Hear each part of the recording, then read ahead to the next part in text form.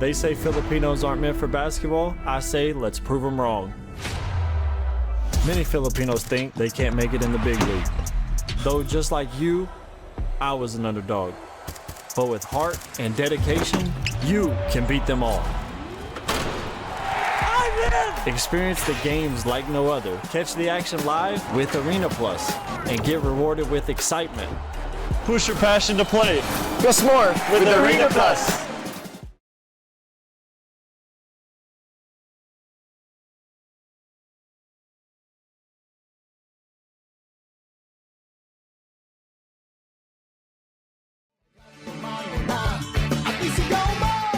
Same, pero iba. Sabihin radyo, sabihin mo, energy. Watch your favorite basketball teams now on Arena Plus. Matindi ang action, exciting pang panonood dahil may 1 million pesos per play. Visit arenaplus.ph to discover more and grab your chance to win. Sama-sama sa arena! Visit pagcor.ph/regulatory or email keepitfun@pagcor.ph. Promo runs from April 20 to June 21, 2025. EGLD reference number MKTG 2025-0474. Gaming for 21 years old and above only. Game responsibly. Keep it fun. Sa Arena Plus, astig sa sports. Download and play now at arenaplus.ph. Chika sa arena!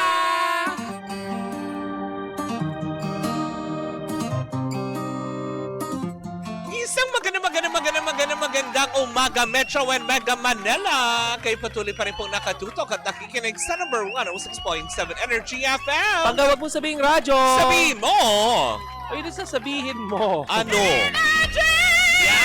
Dapat yan na lagi ang sigaw ninyong lahat. At syempre mga pangga, eto na ang Chika sa Arena. Dinyan sa atin ang Arena Plus, astig sa sports.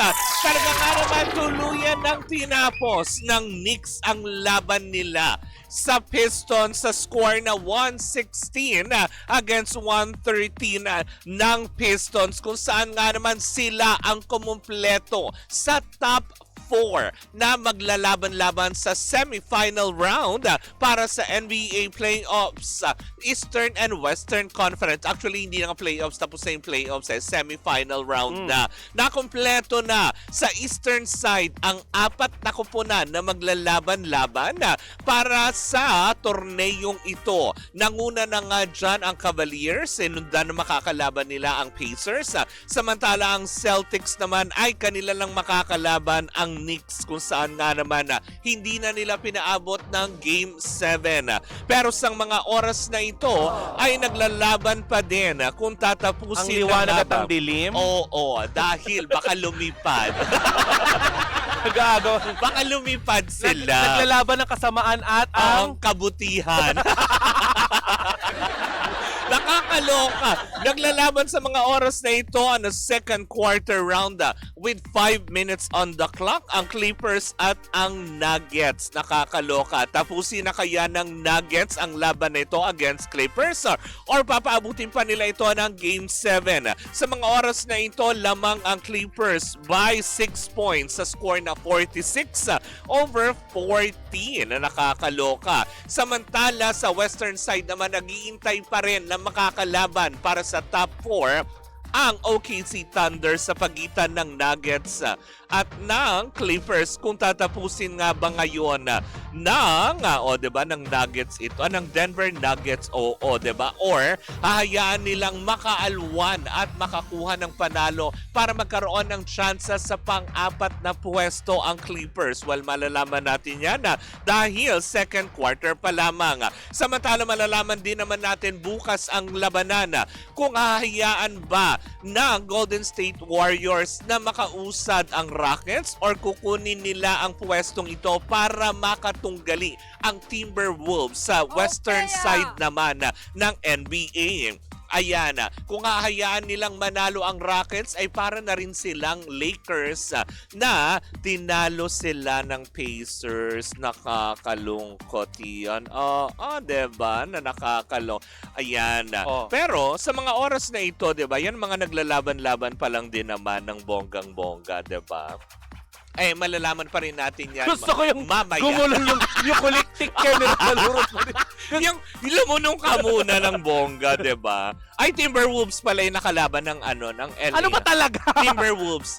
LA Lakers, sorry, ayan. I sit corrected. At least kinorek ko, di ba? Kaya pala nakapasok ang Timberwolves. Pero maghahanap nga sila ng kalaban between Golden State Warriors at ng Rockets. Well, malalaman natin yan bukas kung talaga makokompleto na ang semifinal round para sa NBA Eastern and Western Conference. At syempre para sa iba pang sports, Tita Cora, pasok! Mare, bigong makabawi ang Team Philippines sa nagpapatuloy na World Senior Curling Championship sa Canada. Big curls. Curling. Oo, curling. Oo. Kaya pala naka-curls ka. Correct. Diba? Natalo ang ating kupunan sa kamay ng Team Switzerland, Group E, sa score na 2-10. Sa ngayon, nasa ika-6 na pwesto ang Pilipinas sa kanilang grupo. Ayan, taglay ang kartadang 0 panalo at 4 natalo. Ay, Ayan. naku, nakakaloka. Samantala sa cycling naman, Mare, sa Tour Luzon 2025 ay wagi ang MPT Drive Hub Cycling Team sa Team General Classification matapos magtala ng kabuuang oras ng 88 hours, 22 minutes and 2 seconds. Pumangalawa ang Standard Insurance Philippines. Sa pangatlo naman ang Go for Gold Philippines. Samantala sa Stage 8 naman, Mare, individual classification, ay nanguna si Joshua Pascual ng ENCT SIN. In fairness. Diba? Samantala, paalala, Mare, heto ang revise, revise na newscast pa.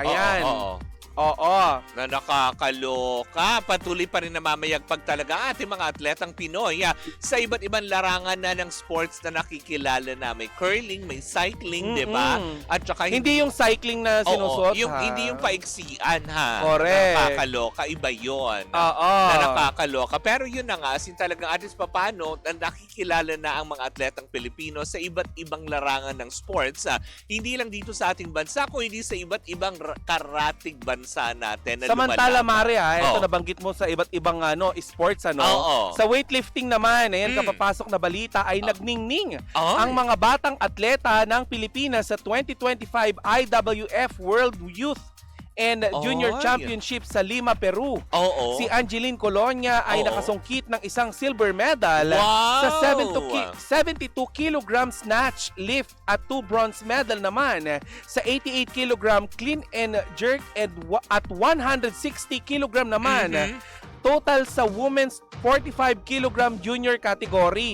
Samantala si Althea Bacaro naman, Mare, ay nag-uwi ng isang gold medal sa 58 kg snatch, 1 bronze medal naman sa 72 kg clean and jerk at 1 silver medal sa 130 kg total sa women's youth 40 kg category. In fairness. Hindi rin nagpahuli, Mare, si JR Colonia. Alam mo kung bakit? Bakit? Na nasungkit ang isang silver medal sa 94 kg snatch at 2 medals. Ayan, gold medal ito, Mare, sa 121 kg clean and jerk at 215 kg naman sa total ng men's youth 49 kg class. In fairness, patuloy at dumadami ang ating medalya. Mapa-gold man yan, silver, bronze. Karangalan pa rin ang hatid ng mga atletang ito sa ating bansa. Kaya mabuhay kayo. At saka, Mare, alam mo, magandang panimula dati nung talagang nakapag-uwi ng isang medalya galing sa ano ba yung patimpalak na sinalay ni Paris Heidelin? Olympics? Hindi, Japan yata, yung kay Olympics din. Sa Heidelin Japan. Diaz. Heidelin. Mula nun, Mare, ay nag-iingay na ang Pilipinas sa youth sa weightlifting. Lalo ang women's division. Weightlifting. Diba, na nakakaloka? Well, patuloy nyo lang din po yan, diba, na kahit papaano, mas naiinganyo ang karamihan na mag-engage na into sports. At saka ang babata ang babata na nag-uumpisa. Diba? Ibig sabihin lang nito, Mari, tinututukan na ng gobyerno ang ating sports committee. Hindi lang yun, diba? Mare. Mas maganda ang impluwensya talaga ng mga nakakapag-uwi ngayon ng ng mga medalya. Oo, sa tulong na din na syempre ng media at social media. O yung balita ko nga, parang si Carlos Yulo ngayon nagsisimula ng mag-ensayo at mag-trim down. Di pa naman siguro ubos yung pinanalunan niya, ano? Hindi pa naman, kaya lang, alam mo yun, nagsisimula na mag-ensayo itong si Carlos Yulo dahil nga medyo nadagdagan yata ang timbang para muling manumbalik ka. Diba? At saka balita ko, Mare, pagka-fit. kakabigay lang sa kanya yung kanyang bahay. Ay, talaga ba? Oo, parang kailan lang naibigay yung kanyang tahanan na ibinigay sa kanya. Ay, Oo. di ba? Congratulations ng bongga. Pero para mas maging masaya ang pagtuloy niya sa bahay nila at mas maging astig yan. Ako, eto na. Gusto mo rin bang maging astig at maging kakaiba ang iyong araw gamit ang Arena Plus app? Well, eto lang naman din, no? Masasabi ko. Ang Arena Plus app ang tinanghal bilang Best Sportsbook Operator for 2024 Sigma Asian Awards. Kung saan kaastig natin dyan, hindi ba? Ang Arena Plus app dahil bakit kanyo magiging astig? Dahil sa Arena Plus app dito lahat ng latest scores, updates, kung ano man ang inaabangan mong laro worldwide tulad ng PBA, NBA, PBL, soccer, basketball, volleyball, boxing at marami pang iba, andito na yan lahat, hindi ba? Mare, pwede mo ring masubaybayan kagaya ng sinabi mo ang live games sa local at international properties gamit lang ang kanilang mobile application. Ika nga ng Arena Plus, all-in-one na, anytime at anywhere pa. Correct! Diba ang Arena Plus ay licensed sa Philippine Amusement Gaming Corporation o PAGCOR para masigurong legal at secure ang gaming environment ng ating mga user. At dahil gusto naming astig ka, astig rin ang official endorser ng Arena Plus dahil kaastig mo ang Pinoy basketball sensation sa mundo ng PBA na si Scottie Thompson. At ang Pinoy pride na umaariba naman sa mundo ng NBA ang phenomenal film and basketball star na si Jordan Clarkson. At para mas maging astig ang inyong gaming experience, sabayan natin sa pakikinig ng official jingle ng Halina sa Arena ng Arena Plus, performed by one and only Glock 9. Ang Arena Plus, Mare, ay official sponsor ng PBA, PVL at Gilas Pilipinas. Kaya download na ng Arena Plus app in App Store and Google Play, and you can also watch it live at arenaplus.ph. Sa Arena Plus, astig sa sports. Paalala lang natin that gaming is 21 years old and above only. Keep it fun. Game responsibly. At dito na po natatapos ang ating Chika sa Arena. Hatid yan sa atin ang Arena Plus, astig sa sports.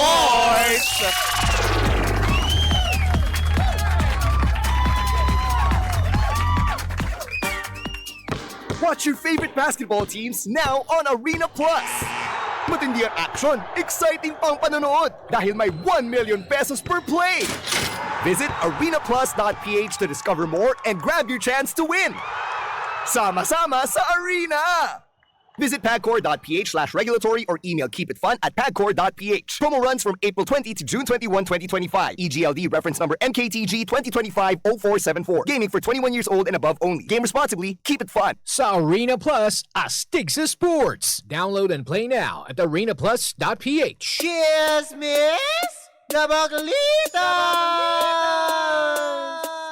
With Tita Cora and Kapitana Sisa. Same, pero iba. We are number 106.7 Energy FM. Pag tawag mo sabihing radyo. Sabihin mo.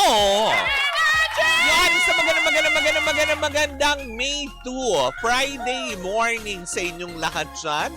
Pangalawang araw sa buwan ng Mayo, nakakaloka, konting kembot na lang, kalahati na naman ng taon, hindi ba? Kaya nga naman sa lahat pa rin po naghahanap buhay ngayon. Hangad namin kayo ay kumita ng husto ngayong araw na ito. Mare, bago tayo magpatuloy, batiin muna natin sila ng Happy Labor Day kahapon. Oo, sa lahat ng mga manggagawa na nagtrabaho pa din kahapon. Oo. Diba? Yung mga talagang, alam mo yun, mas pinili magtrabaho kasi sayang nga naman ang konting kikitain, hindi ba? Para sa kanilang pamilya, mabuhay ang lahat ng manggagawang Pilipino. Ang masasabi ko lang ay medyo traffic dyan sa Maynila kahapon. Bakit? Dahil nga sa naganap na kilos protesta dyan sa sa Recto, Manila. Labor Day March.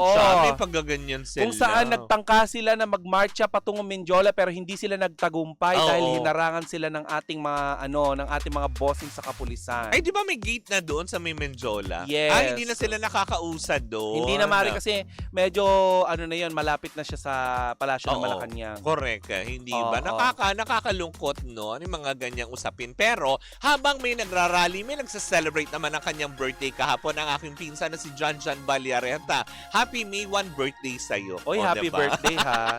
Pero sa Happy mga hindi birthday. nakakakilala sa atin, sino nga ba tayo? Well, ako po si Ann Curtis Charot. Hindi. Ako po si Kapitana Sisa. Ako naman si Denise Laurel. What? Libre naman mga Arab, bakit ba? Wala ba sa ganang trip? Ako po si Tita Cora. Well, diba? Ito pa rin ang baklita sa woo! Diba? Sabi nung isang tari daw ng kasuotan, huwag ka mag-alala, may hearing po ako mamaya. Manunumpa ka? Oo, diba? May hearing po, may pagtatanggol tayo. Ah. Diba? At hindi tayo harangan ng PNP. Charot. Hindi kasi kahapon, Mare, ang naririnig ko dyan, kaya daw gusto nilang umusad sa harapan ng Palasyo ng Malacanang. Kasi gusto daw nilang ipanawagan ang aumento sa sahod, sa sweldo. Akala ko ang kaya nila gustong umusad kasi doon banda, sa gitna, medyo mapuno, malilim. Hindi naman, doon sa gate. Ako, napakainit doon, Mare. Nga, kaya gusto siguro nilang umusad konti. Baka pwede naman doon sa lili. Tsaka ang galing kasi, Mare, 'di ba dati ang kilos protesta makikita mo yung mga yung mga ginagawang kawangis ng isang tao, yung papel. Ano ba tawag doon? Yung parang dati sedula? Hindi, yung gawa sa papel. Yung basta ganon malaking estatwa. Yung parang paper mache na caricature na Correct. Buti dati nga sinusunog. wala nang ganon. Ngayon bawal na pala, lalo Correct, dyan sa Maynila. Correct, hindi ba? Dadagdag lang init. Oo, dagdag polusyon. Na nakakaloka. But At kahapon din. Mare, naganap din. Ang alin? Ang unang pagbibenta ng 20 pesos na bigas. Nakabili ka? Hindi, sa Cebu nga daw eh. Doon inuna muna. Oo. Maganda naman yun. Naunahin po muna natin doon sa ibang mga lalawigan. Comment below nga kung kumusta naman yung mga bigas. Maganda daw eh. Kasi di ba sinaing nga daw yan ng DFA? Nang hindi nag-uulam. Ng DFA. Ng NPA. LFA. NFA. DFA. Hindi na tayo tumama. Ano yan? Nagpasaporte yung bigas. Lumipad. Ay, naku, nakakaloka. Pero eto na nga, chikang ating nasagap kahit pa may Mayo 1.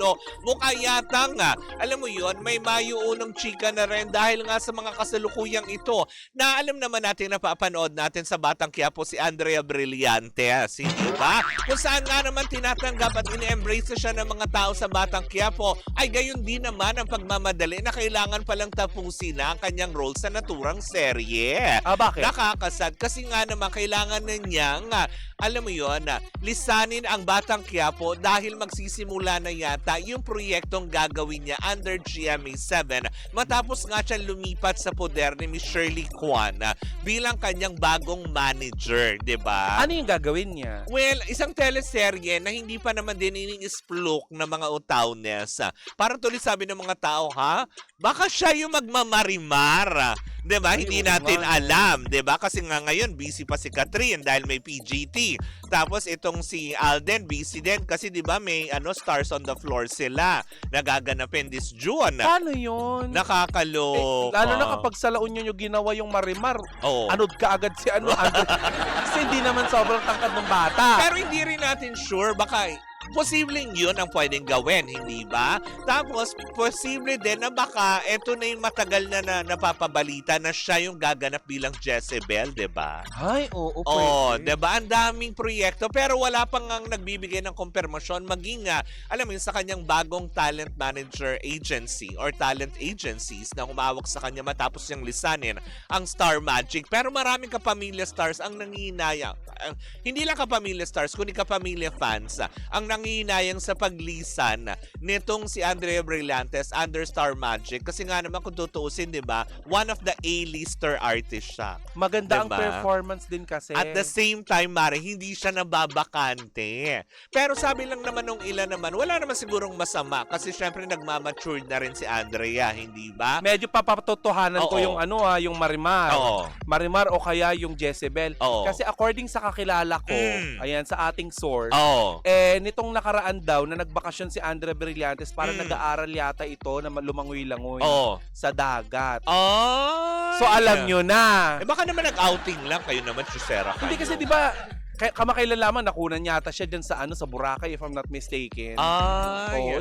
Bina-vibes na niya ang dagat. Oo. Ay, naku, posible malay mo naman, 'di ba, makuha nila ang Moana. Ay, diba? ito.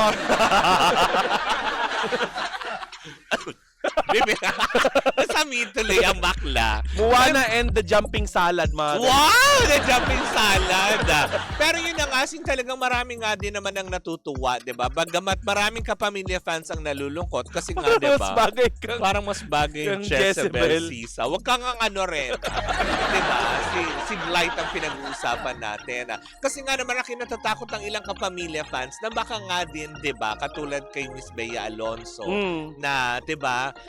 Nung inalisa ng ABS-CBN, lumipat sa GMA, diba? Medyo, alam naman natin na may mga proyektong ginagawa. Kaya wala masyado. Hindi, kasi yung Widow's War yung huli nila ni nitong sino, ba't yung jowa ni yung Carla Estrada? Carla Villana. Oo, Carla. Nag-green screen, kaya napag-usapan. Diba? Yun nga, as in talaga ng bonggang-bongga. Nasabi nga nila, sana lang din mabigyan din talaga ng mga proyekto si Blight na deserve naman niya. Kasi nga, gaya nga ng nakikita ng ilan, si Blight ay hindi nababakante. Kasi, mahusay. diba? Kasi one series after another talaga from High Street to diba? Alam mo yun, ang daming nilulundagan talaga. Pero, marami. Parang jumping salad. Bakit ba? Maliliit na Swahe, gano'n. Jumping shrimp, gano'n. Hindi. Pero yun na nga, marami nga nanginayang kasi nga na ngayon, parang ini-embrace na ng tao at medyo nagiging, alam mo yun, relevant na yung karakter ni Blight sa Batang Quiapo. Kaya parang sabi, tas tatapusin nila agad. Paano ito? Diba? Tetigihin boom boom bells na agad.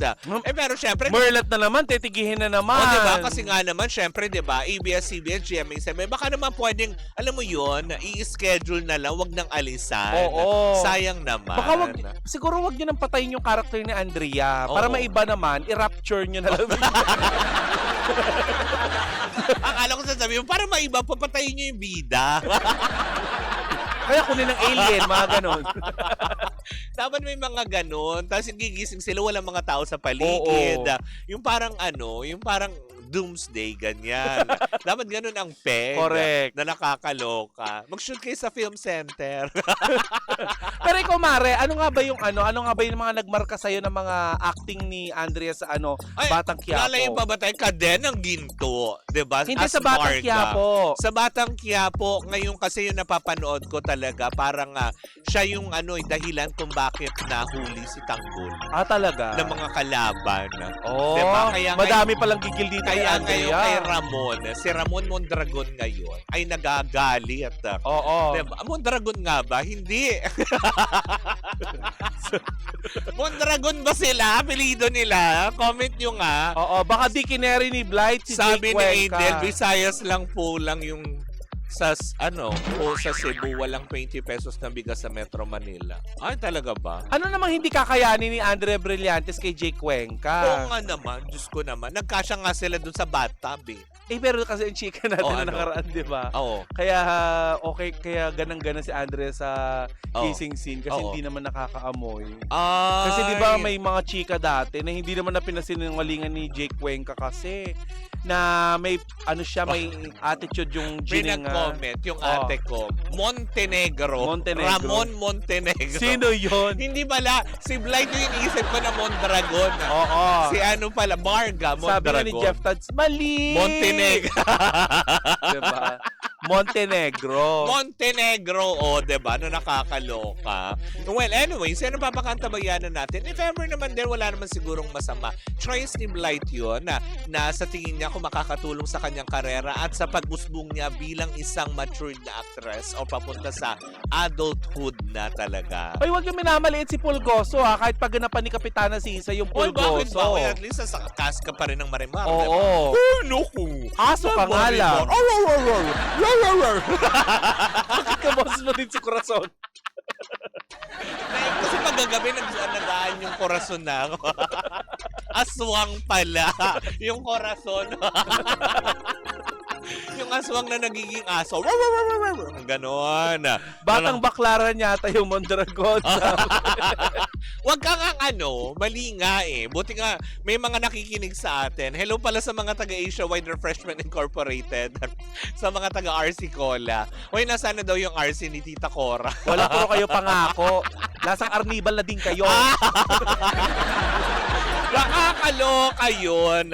But anyways, ako mga pangga, diba? Maraming salamat po sa inyong pag-antabay. Antabayanan pa rin natin kung ano nga bang proyekto. Yung Marimar nga ni Talia, magtatapos na sa TV5 sa Sabado. Yung kay Talia kasi yun, Oo. yung Spanish version. Correct. Yung Pinoy version sa atin, kasi di ba kung matatandaan nga natin na ang huling gumanap nun ay si Megan Yang.